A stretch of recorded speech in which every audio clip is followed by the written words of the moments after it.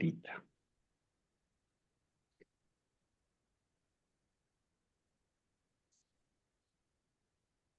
Difíciles, sin embargo, tenemos que decir que en las últimas horas hay noticias que nos dan un relativo entusiasmo porque se han abierto canales y posibilidades de diálogo y eso podría llevarnos a pensar que estamos próximos a encontrar una solución porque obviamente el diálogo tiene que ser la solución.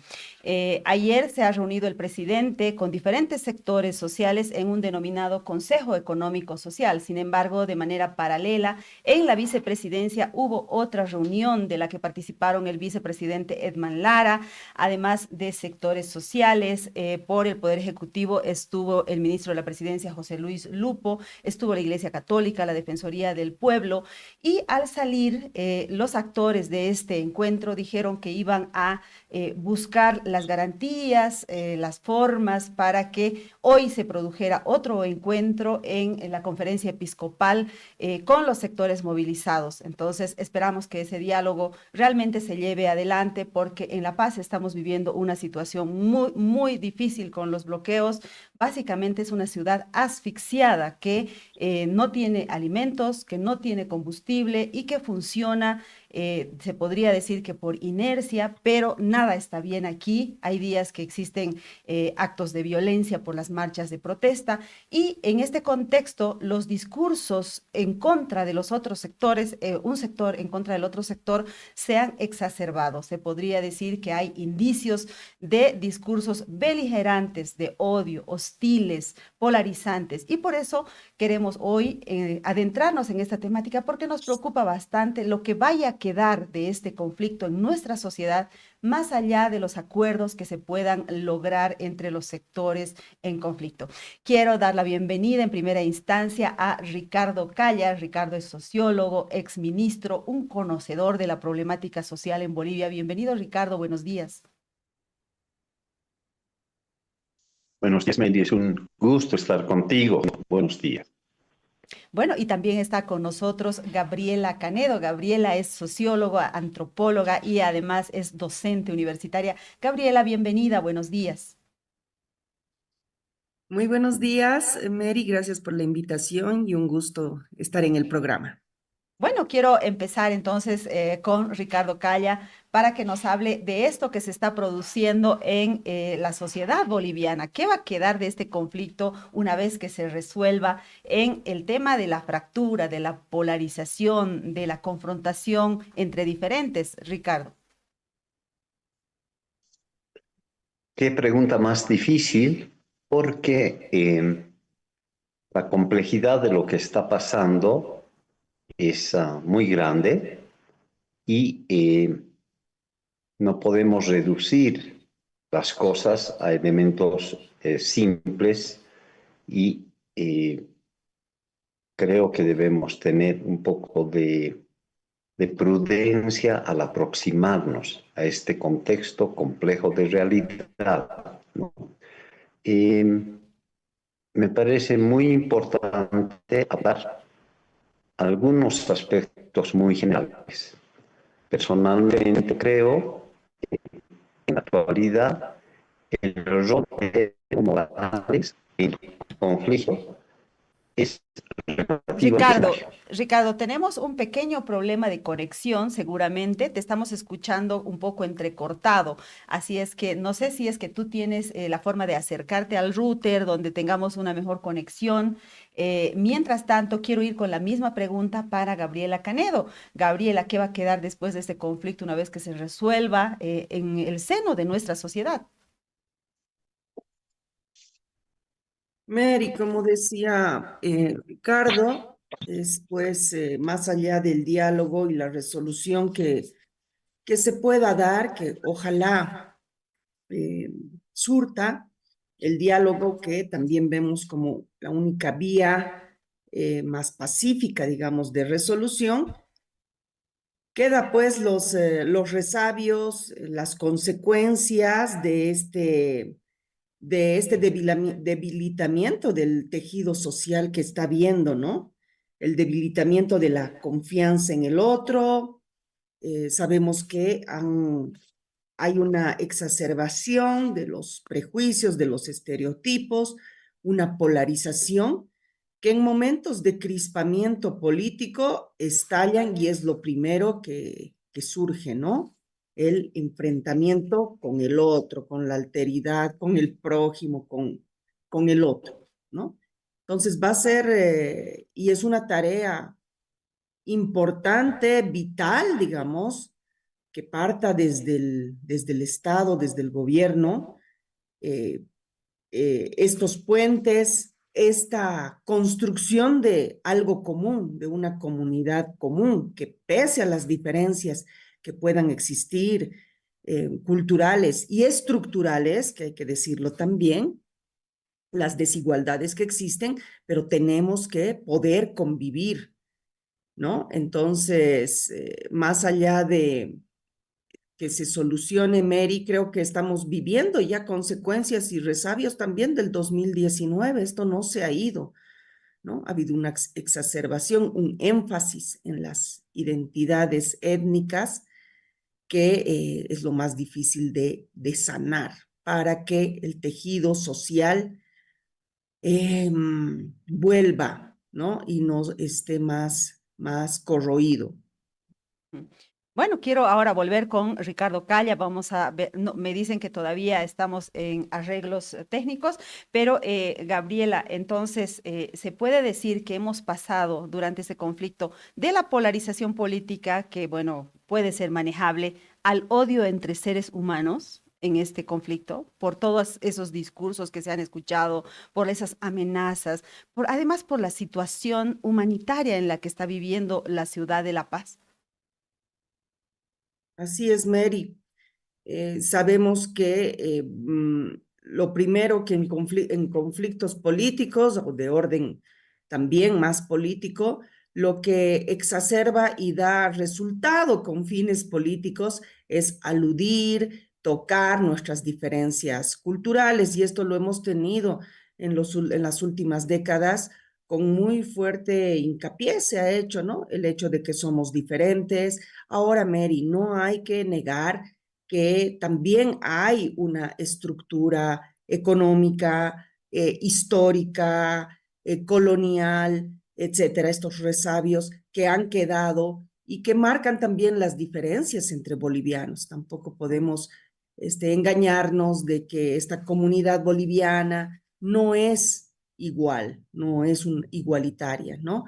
En este sentido, las desigualdades sociales marcan un fuerte aspecto de esto que vamos viviendo, ¿no? Ujú. Bueno, ahora sí vamos a saludarle. En realidad ya hemos saludado a Ricardo Calla. Le vamos a pedir que nos dé su apreciación sobre este conflicto en torno a a estos discursos polarizantes primero y que luego han derivado tal vez en discurso de odio. Adelante, Ricardo.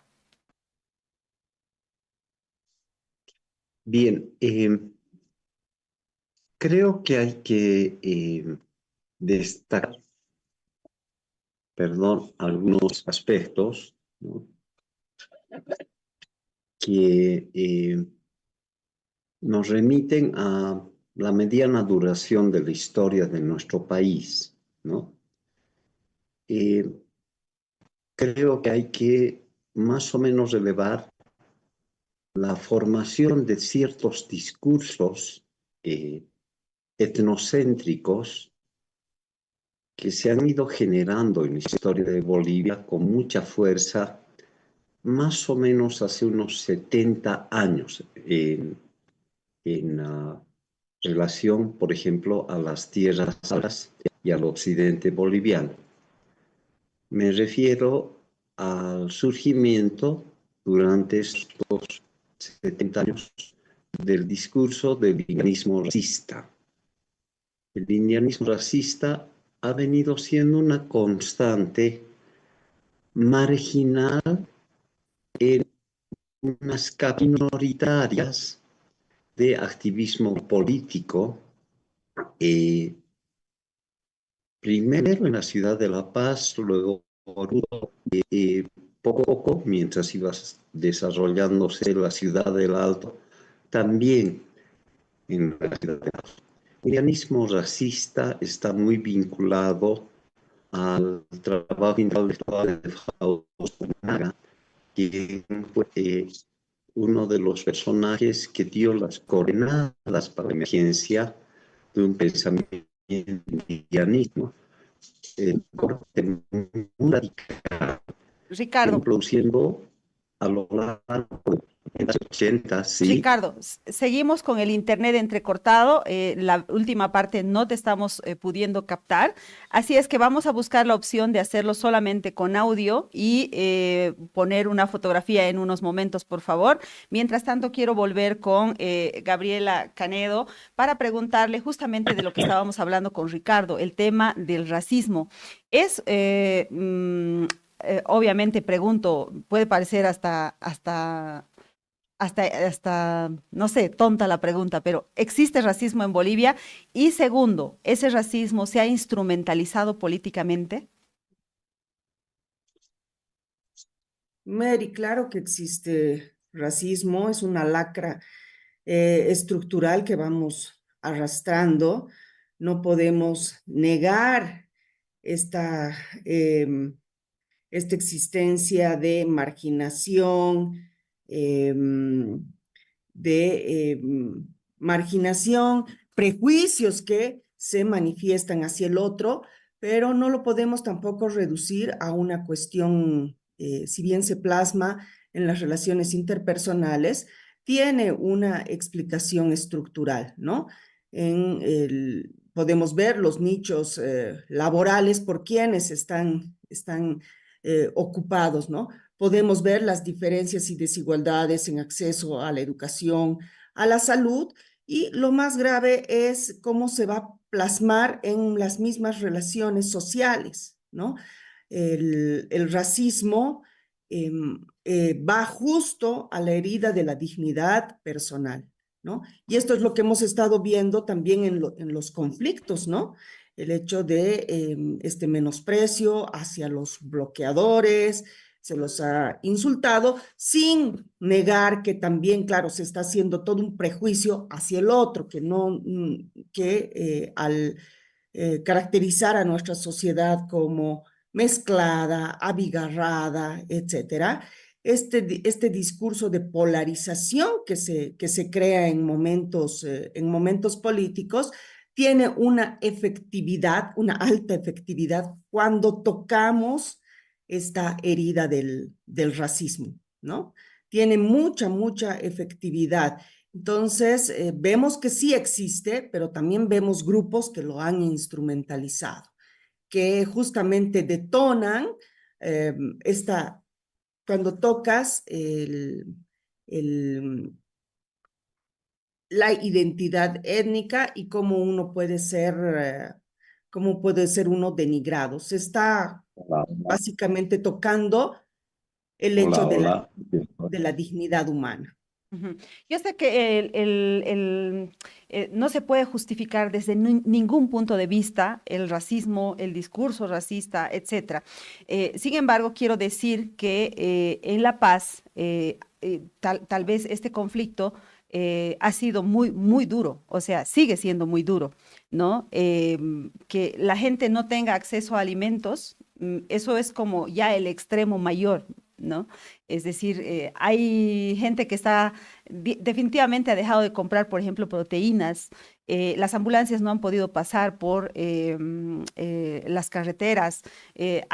Según los informes del gobierno, hay personas que han fallecido por falta de atención médica, entre ellos un niño que tenía que salir desde Yayagua hacia Potosí, que tuvo que desviar la ambulancia y finalmente fue hasta Oruro, pero este paciente falleció, ¿no?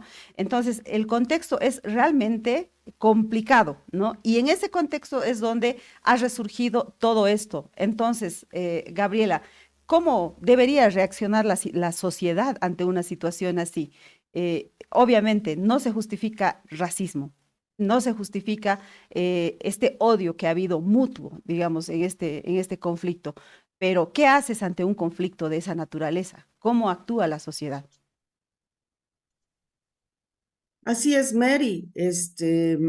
Es una situación deshumanizante, inhumanitaria la que están pasando, especialmente el Departamento de La Paz, ¿no? Ya son más de 20 días que están bloqueados y bien lo has dicho, estas situaciones de urgencia marcan y va a ahondar el resentimiento, ¿no? Aquí la labor central que yo veo que tiene que tener es el gobierno, ¿no? El gobierno, el Estado finalmente es el que tiene que solucionar. Esto no quita que en las relaciones interpersonales se manifieste esto que estás diciendo, esta rabia, esta bronca, y que lo primero que salga son las diferencias culturales y un ahondamiento del resentimiento, etcétera. Se tiene que sí o sí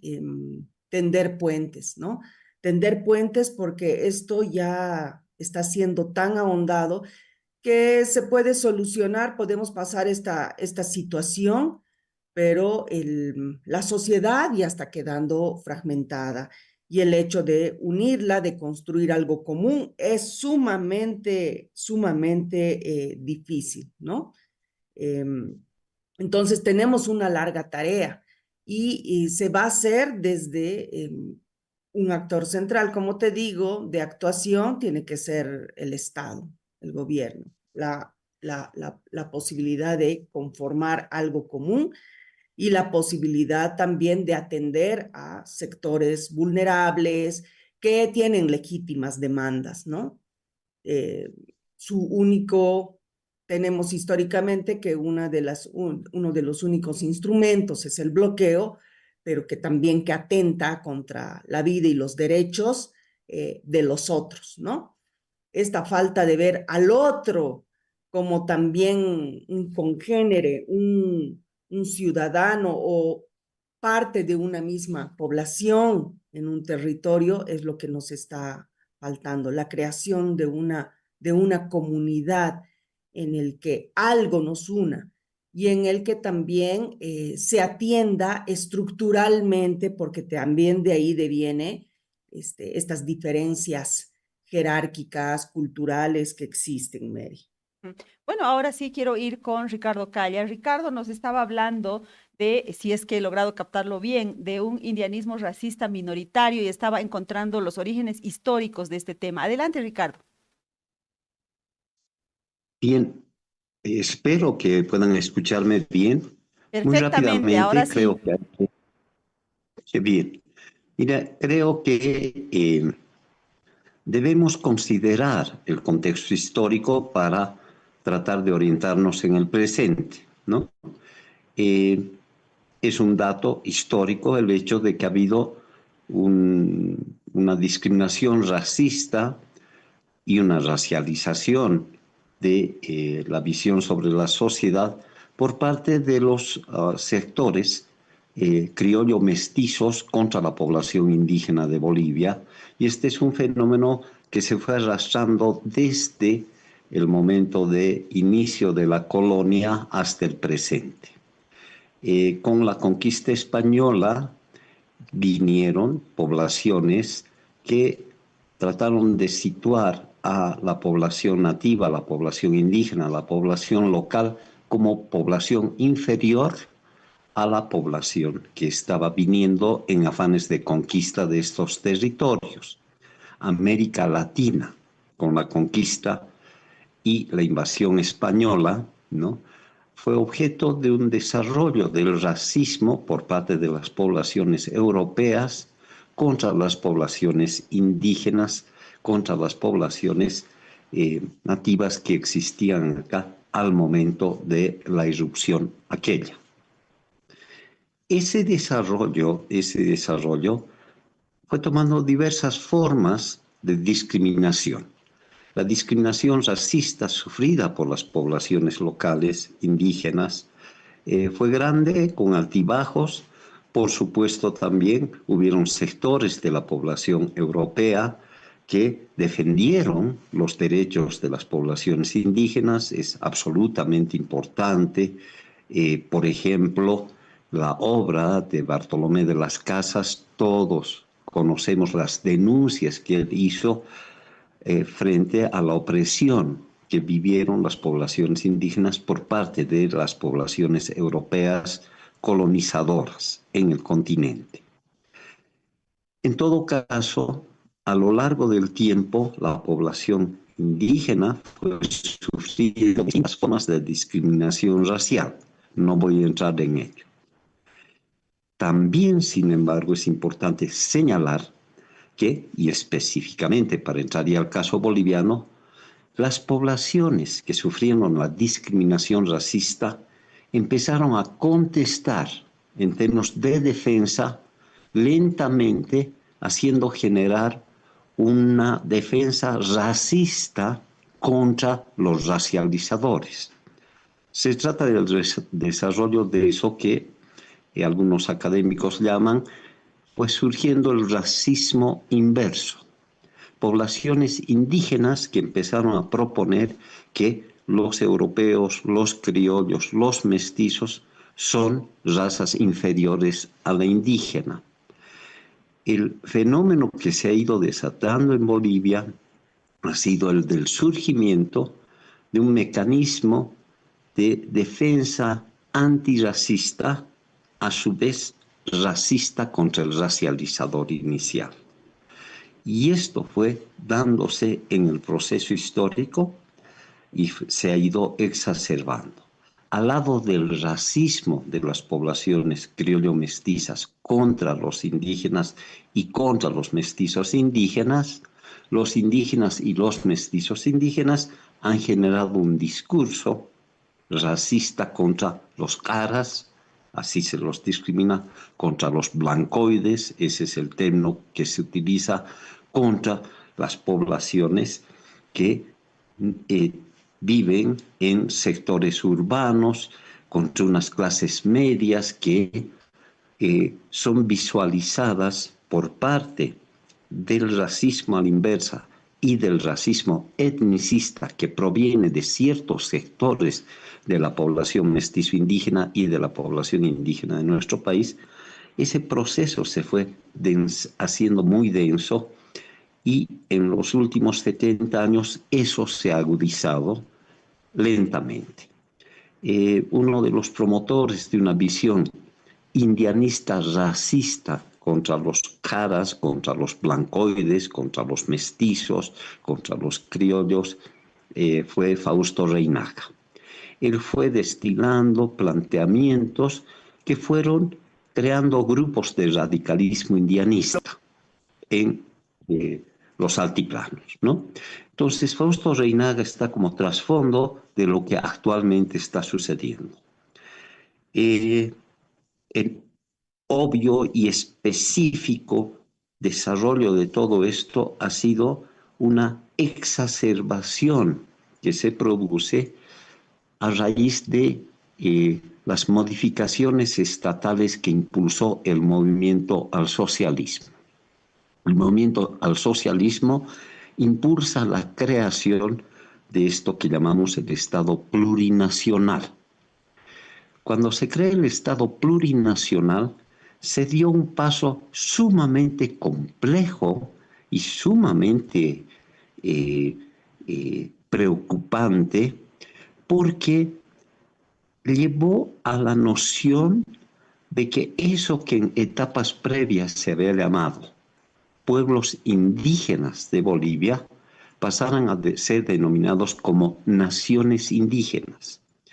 ¿Qué hizo el impulso de la creación de Estado plurinacional del MAS? Un impulso que tiene mucho que ver con la presencia intelectual de Álvaro García en la dinámica del gobierno de Evo Morales como vicepresidente Álvaro García del país en el periodo de la presidencia de Evo Morales. Álvaro García, desde un horizonte de intelectualismo muy marcado por el estalinismo, pasó a definir a los pueblos indígenas como naciones indígenas. La transformación de pueblo a nación ha sido uno de los exacerbadores fuertes de las dinámicas de la confrontación racista actual en Bolivia. ¿Por qué? Porque con la introducción del nacionalismo como ideología en las filas de las dinámicas, además, y de los procesos de lucha pro derechos indígenas, el nacionalismo que introduce Álvaro García y que remata en la noción de Estado plurinacional, ha llevado a la emergencia del nacionalismo étnico como un fenómeno que se desarrolla en términos de la intelectualidad de los pobladores de sectores, perdón, de la población aymara hablante, quechua hablante, guaraní hablante, etc. El nacionalismo étnico, el nacionalismo como marca de definición para la temática indígena, ha llevado a una sectarización muy fuerte, acendrada de todos esos desarrollos que he mencionado. No es para nada inocente el haberse transformado la noción de pueblo indígena en nación indígena. Se ha cristalizado un proceso de nacionalismo étnico en nuestro país con base en los lenguajes. Se ha creado una nación aymara, se ha creado una nación quechua, se ha creado una nación guaraní, se ha creado una nación hueneyeque, etcétera, etcétera. Aquí hemos creado 13 naciones. El nacionalismo crea las naciones. El nacionalismo como ideología, como visión de conjunto de la realidad, es un fenómeno de profunda marca etnocéntrica, de profunda marca sectaria. Las naciones son cuerpos definidos por el nacionalismo de unos tipos de realidad que pueden generar, y lo han hecho, dinámicas profundamente radicales de odios raciales, de odios discriminadores, de separaciones de la humanidad en términos de compartimientos estancos. El nacionalismo, una ideología europea del siglo XIX, está en el trasfondo de las luchas y las guerras internacionales, por ejemplo, en el momento de la Segunda Guerra Mundial, de un modo muy profundo. El nacionalismo separa sobre la base del lenguaje a la nación alemana, de la nación francesa, de la nación inglesa, etc. Y esos grupos definidos como nación son centros de exacerbación del racismo contra los otros. Lo que ha sucedido con la formación del Estado plurinacional ha sido ha devenido en un proceso, la formación del Estado plurinacional ha exacerbado las tendencias del indianismo racista, para empezar. Dos, ha exacerbado lo del nacionalismo étnico, lo del nacionalismo como forma del Estado, el Estado plurinacional, ha exacerbado el fenómeno del nacionalismo regionalista de el oriente boliviano. En el oriente boliviano hemos tenido un fenómeno también a lo largo de los últimos 50, 60 años, de la Ricardo. emergencia de un regionalismo, ¿sí? Sí, sí podríamos hacer una pequeña pausa, lo tenemos que hacer en el programa y luego volvemos con esa explicación. Nos ha hecho una explicación histórica, pero también sociológica y política de cuáles son las raíces de esto que estamos viviendo ahora, la exacerbación del el racismo anclado en lo que se conoce como nacionalismo étnico. Eso es lo que nos acaba de explicar el sociólogo Ricardo Calla. Permítame, vamos a ir a una breve pausa porque enseguida volvemos además con doña Toribia Lero. Con ella vamos a hablar también sobre este tema. Enseguida venimos.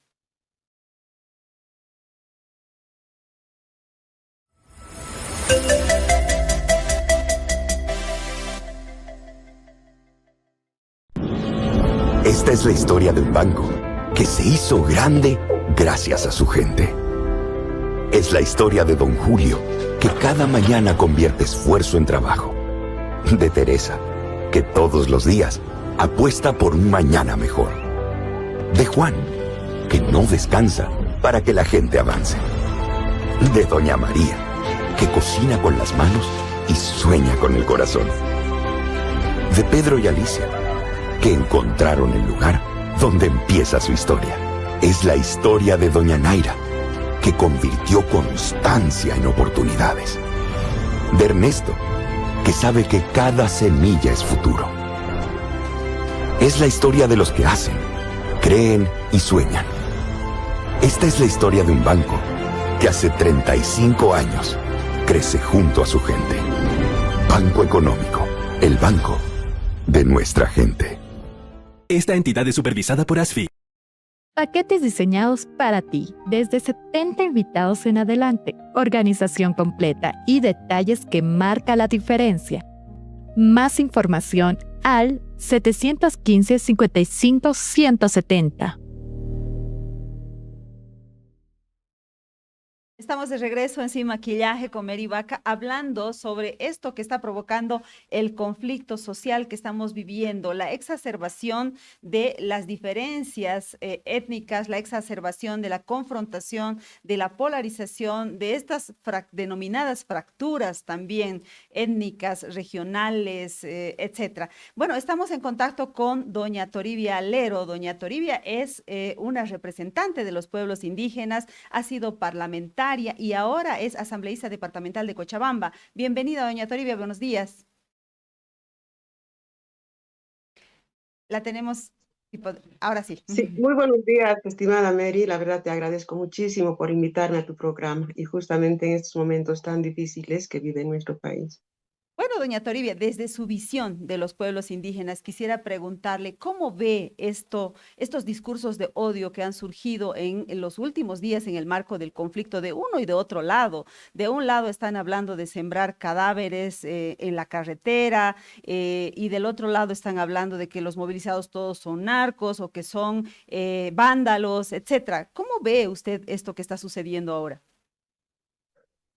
Bueno, antes quería saludar a Ricardo Calla, que está también en el programa. Va a disculpar, Ricardo, te saludo muy cordialmente desde Cochabamba.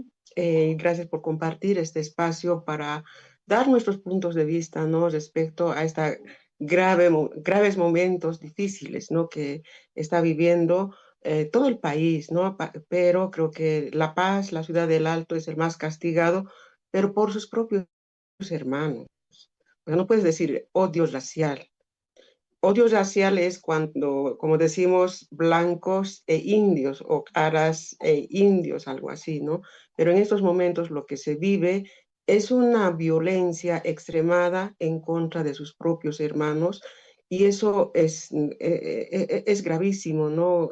Es un acto casi criminal, inclusive casi, no sé, pues qué otros nombres se pudiera dar, porque yo nunca he visto tanta violencia en contra de tus propios hermanos. Yo vengo hace muchísimos años, igual como activista, siendo parte de movilizaciones importantes, pero siempre se cuidaba la vida, siempre se cuidaba al prójimo.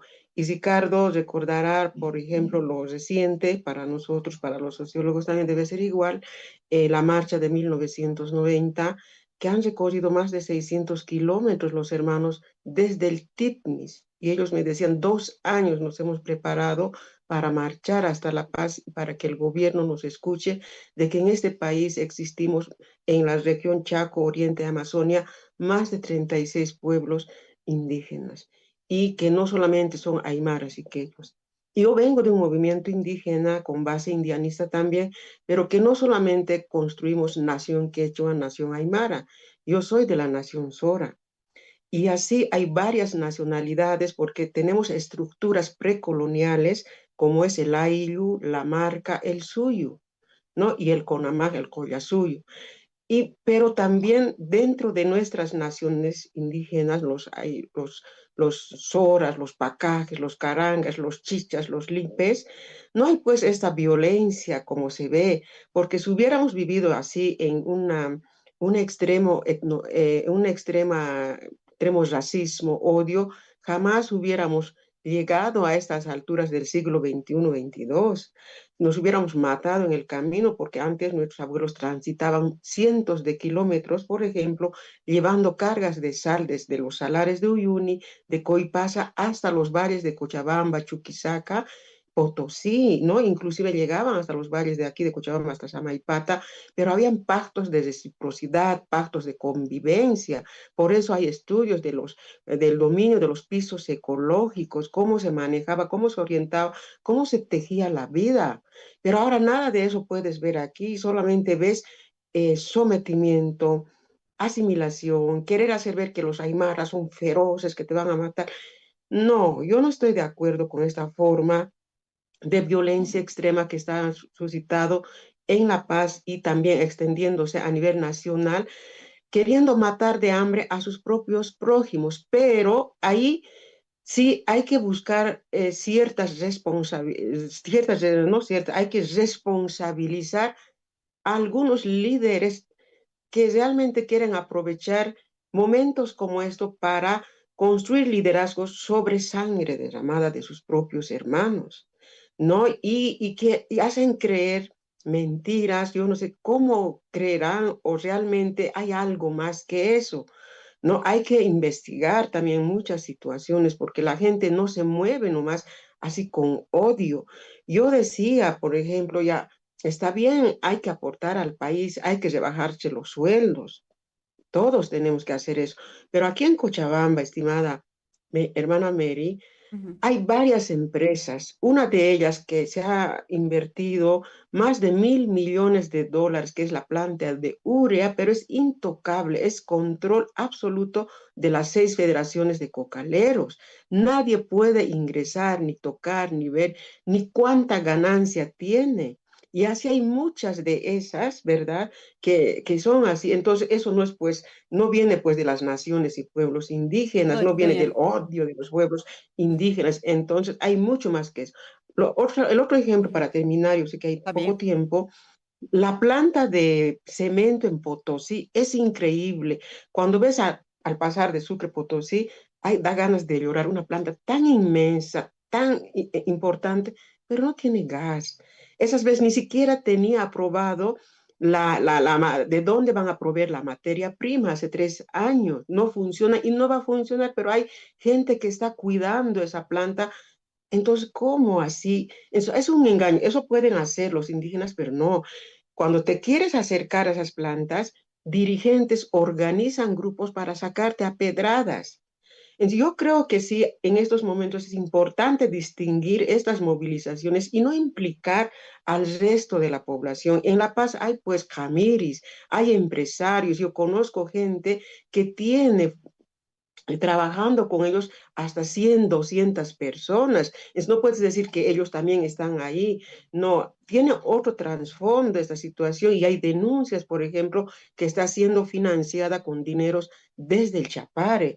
Ujú. Eso es lo que puedo manifestarte Doña ahorita, Toribia, estimada, para diferenciar. claro, doña Toribia, entonces estamos hablando de una manipulación política o cuál es ese trasfondo. Usted habla de la gente del Chapare y no, o sea, están usando políticamente, manipulando el tema de las diferencias étnicas, de las diferencias raciales, para que este conflicto se vuelva más violento. ¿Esa es su idea de lo que está pasando? Exactamente, es una manipulación, es el uso, la instrumentalización, la domesticación, el haber convertido en pongos políticos y quieren hacer ver al indio, ¿no? Como el indio ignorante que está pegando a sus hermanos, que se han enloquecido. Eso es lo que tratan de hacer ver, cuando en realidad los indígenas no solamente vivimos en el campo, Muchos ya hemos estudiado gracias a nuestros papás y a las luchas también. Mi mamá me decía que yo soy, por ejemplo, resultado de la revolución del 52, porque desde ahí se ha conocido educación poco a poco en las comunidades y también a nuestros hermanos mayores han ingresado a las universidades. Entonces ya no vivimos en el campo, pero sí no hemos perdido nuestro vínculo con nuestra territorialidad, no hemos perdido vínculo de nuestra cultura. Otra cosa es la asimilación, otra cosa es sí, la extinción de los pueblos, ¿no? Pero yo sinceramente siento mucho de lo que está ocurriendo con este uso abusivo, instrumentalización. Y también hay personajes clave, por ejemplo, como Juan Ramón Quintana decía, hay que derrotar el poder y para eso se hace de manera escalonada, progresiva, pero tiene que ver el rito de la sangre. Y son esas prácticas que ellos experimentan desde detrás del escritorio. ¿Por qué no dan la cara? Siempre están ocultos. Uno que ellos sale, pero para decir que se rebajen los sueldos, que se rebajen los sueldos. Pero no es así. Este país realmente necesita, yo creo que nuestro país necesita muchísima reflexión y no deberíamos prestarnos como hermanos del campo, como hermanos de indígenas que vivimos entre el campo y la ciudad, que nos autoidentificamos, pero no hacernos instrumentalizar. Nosotros queremos construir un país plural y hemos logrado, y también está Ricardo ahí, hemos logrado decirle, no vamos a desaparecer los que nos autoidentificamos como collas, como indígenas, a otros no les gusta indígenas feo, ¿no? Pero ya como collas, como así. Pero construyamos un país plural, intercultural, construyamos puentes con pactos de reciprocidad, acabar con el racismo. Pero eso fue ese pacto, primer pacto grande logrado desde 2009. Por eso hay pilares, bases para la construcción de un país distinto. Pero con el MAS no se ha hecho nada de eso, más al contrario, se ha polarizado y se ha puesto ese chip de odio entre campo y ciudad. Y ahora yo creo que están queriendo generar no una guerra civil. Yo esta mañana estaba muy preocupada de unas cosas. No es una guerra civil a lo que se viene o quieren hacer, sino quieren hacer aparentar una guerra de razas. Ahora la lucha es contra aras e indios. Eso es lo que quieren establecer. Y eso no se puede permitir, usar, manipular de esa forma a la gente. Qué peligroso lo que nos acaba de comentar doña Toribia. Quiero leer algunos comentarios. Nos escribe Zulema Alanes y nos dice, el MAS ha exacerbado el racismo para fines políticos y la señora Canedo solo ve una parte de las manifestaciones racistas en el actual conflicto. También nos escribe Antonio Soruco Villanueva y nos dice, muy bueno y oportuno, se refiere al programa. Elba Crespo dice, ¿qué corresponde entonces hacer para facilitar el desarrollo de cada una de las culturas originarias, quechua, aymaras, guaraníes, que estaban siendo excluidos del desarrollo? Zulema Alanes vuelve a escribir y dice, el Estado plurinacional es un proyecto fallido porque hoy en Bolivia hay pueblos indígenas en extinción. Si me permiten, tengo que ir a una breve pausa y enseguida quiero volver con Gabriela Canedo y con Ricardo Calla. Ahorita volvemos.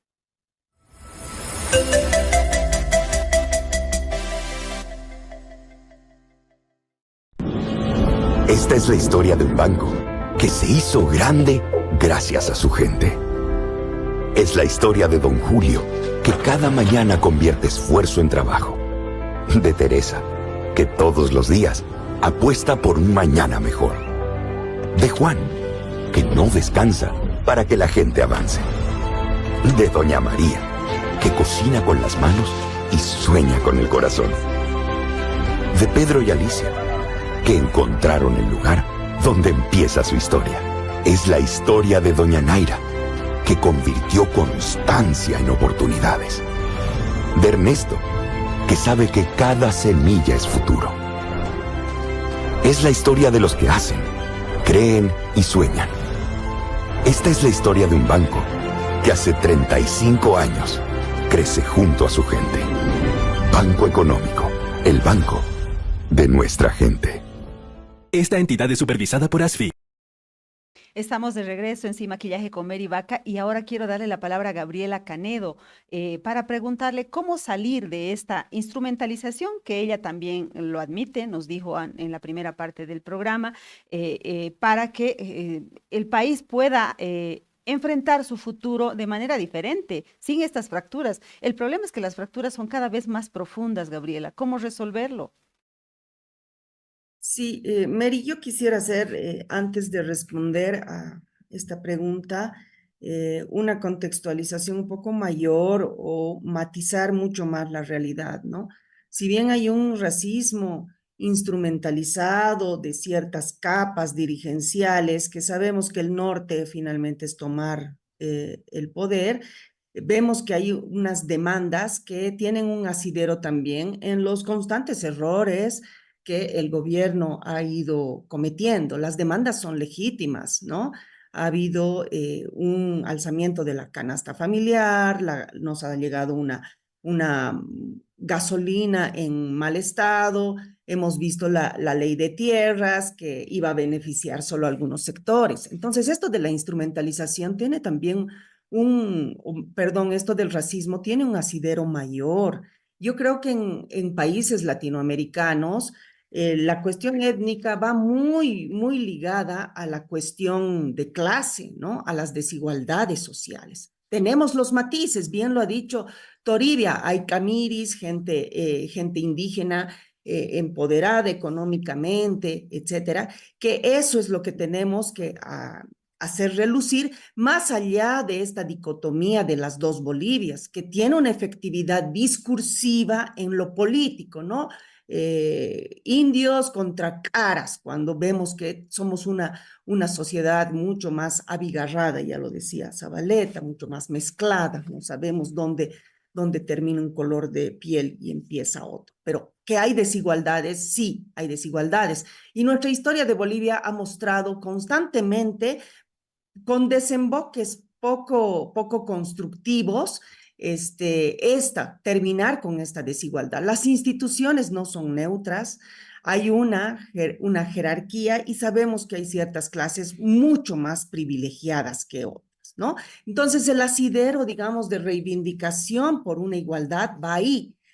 El Estado plurinacional, en su buena intención, ha querido construir esta igualdad de culturas. Sin embargo, coincido en que ha desembocado en que cada identidad étnica está como una isla y necesitamos construir esto que Toribia dice, algo más común que nos permita la convivencia y que finalmente no nos estemos agarrando en la calle y haciendo como cierta justicia de cuerpo a cuerpo, ¿no? Eso es totalmente... Gabriela, antes de que continúes, sin embargo, yo quería repreguntar, porque tú dices son demandas legítimas, el tema de la gasolina, el tema del alza de la canasta familiar. Sin embargo, la demanda de los movilizados no es esa. La demanda es renuncie, presidente. Y como han pasado solo 6 meses, entonces la pregunta es, ¿acaso es legítimo pedir la renuncia de un presidente que apenas lleva 6 meses en el poder?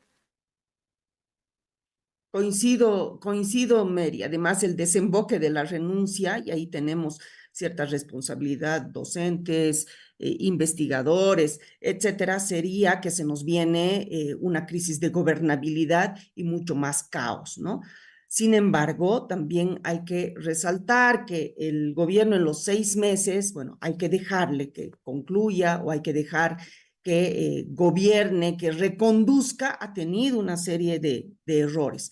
La demanda mucho más tácita y extrema de pedir la renuncia tiene, sí, fines políticos, y ahí sí se está tocando esta herida étnica de decir solo está gobernando para ciertos sectores y en contra del pueblo, etcétera, ¿no? Este extremismo de pedir la renuncia, Mary, tiene fines políticos, ¿no? Sin embargo, esta confrontación que está habiendo, también tenemos que contextualizarla en un país totalmente desigual, en el que ciertos sectores ya se han cansado de esto y buscan una mayor participación, ¿no? Una mayor participación e inclusión en el Estado. Quisiera ir con Ricardo para preguntarle cómo superar esta fractura, esto que ha derivado en este nacionalismo étnico, ¿no? Él nos ha explicado eso. Adelante, Ricardo. Bueno, al lado del nacionalismo étnico, en Bolivia existe el nacionalismo regionalista. Hemos tenido un fenómeno de regionalismo racista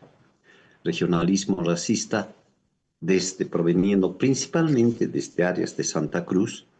Ese regionalismo racista con el Estado plurinacional se ha vuelto nacionalismo racista.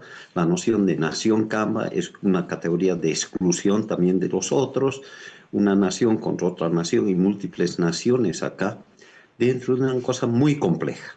El nacionalismo tiene caras complejas en Bolivia, no hay solo nacionalismo étnico, hay nacionalismo regionalista, ambos dos se nutren de racismo. En ese proceso, la complejidad discursiva va desencadenando discursos de odio.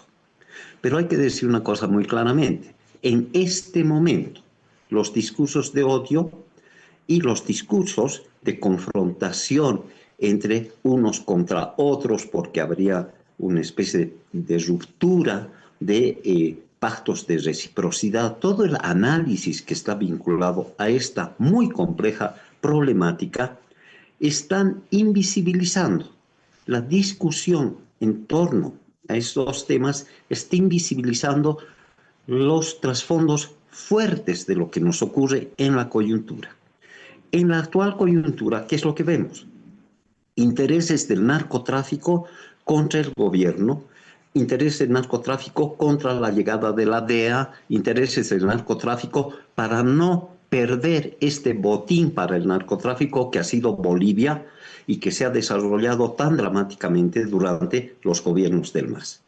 Pero no solo es el narcotráfico, no solo hay un tema de cocaleros, no solamente tenemos esa problemática.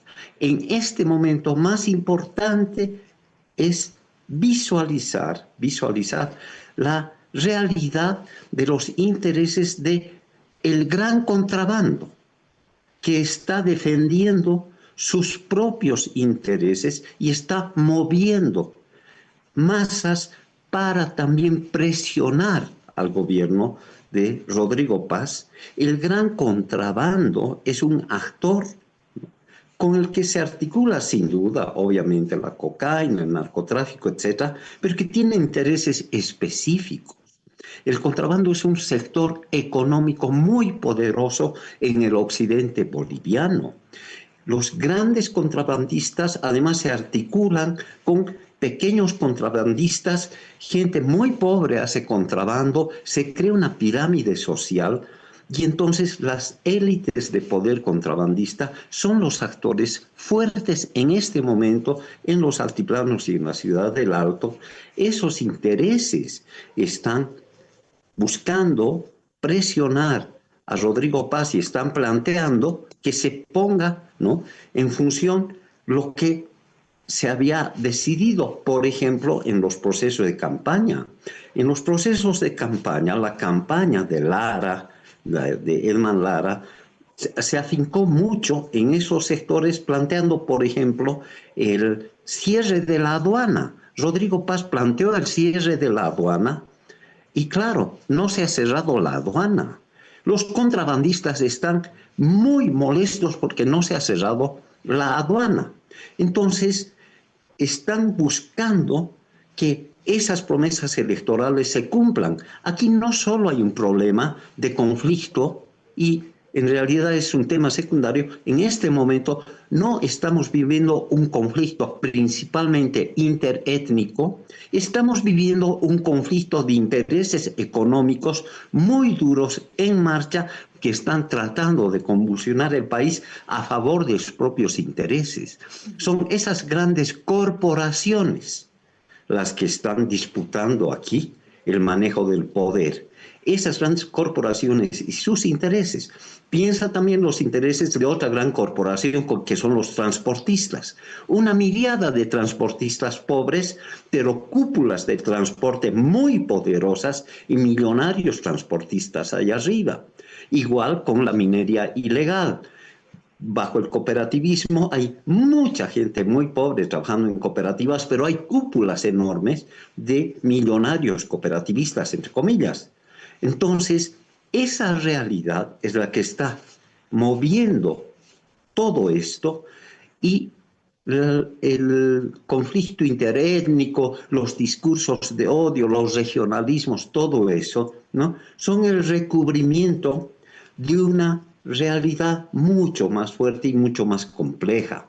Entonces, muy complejo, de sí. aquí vamos a tener que salir resolviendo problemas de estructura económica, poniendo en orden a la economía del país, poniendo en orden al crimen organizado, teniendo que limitar las esferas de poder del crimen organizado y por el otro lado vamos a tener que muy profundamente trabajar a fondo en la búsqueda de la hermandad, del cariño, del respeto a los otros, ¿verdad? Habíamos avanzado mucho en esa dinámica de hermanarnos los unos a los otros. Cuando llega el MAS, todo eso se ha roto y se han exacerbado los racismos. La lucha contra el racismo se volvió una expresión del racismo. A nombre de luchar contra el racismo se empezó a ser racista unos contra otros. Fue tremendo lo del gobierno del MAS. Bueno, Para salir de los discursos de odio, creo que es importante, Mary, más programas como esto, como el que estás haciendo, tenemos que encontrar formas de que el periodismo, la sociedad, los intelectuales, los activistas, hagan lo que ha planteado Toribia Lero y lo que ha planteado Gaby. Hay que superar esto con un profundo respeto a la diferencia y con un profundo respeto a que la diferencia no se convierta en tema sectario, en tema de sectarismo. Indudablemente. Entonces, vamos a tener que... ¿Sí? Sigue, por favor. Que indudablemente el tema es absolutamente complejo, enorme además, que no se puede agotar en un programa, así es que lo vamos a volver a tratar más adelante, porque lamentablemente el tiempo se ha acabado, que es increíble, pero no hemos logrado avanzar hasta donde yo hubiera querido con este tema. Agradezco en primera instancia a doña Toribia Lero por haber estado con nosotros. Muchas gracias, doña Toribia. Gracias, Mary. Saludos a Gaby, disculpa. Yo reitero, estimada Mary, también a todos, de que esta no es una lucha ideológica ni de racial, ni de indígenas, ¿no?, que quieren destruir su país. Esto tiene un trasfondo de quienes tienen angustia de volver al poder. Y sabemos quiénes son. Y también de aquellos grupos o bases políticas que ha construido el país, el masismo, sobre lo ilegal, y Ricardo lo acaba de decir. Ellos están enloquecidos de cómo seguir teniendo el control de todas esas instancias e instituciones, pero usando siempre como pongo político, como carne de cañón, a indígenas y campesinos empobrecidos. Y eso no puede ser. Y además también hay que denunciar la intromisión, la injerencia extranjera, esa diputada de Argentina que viene a agitar a la gente, dirigentes argentinos que vienen a agitar, están en Bolivia, Así mintiendo.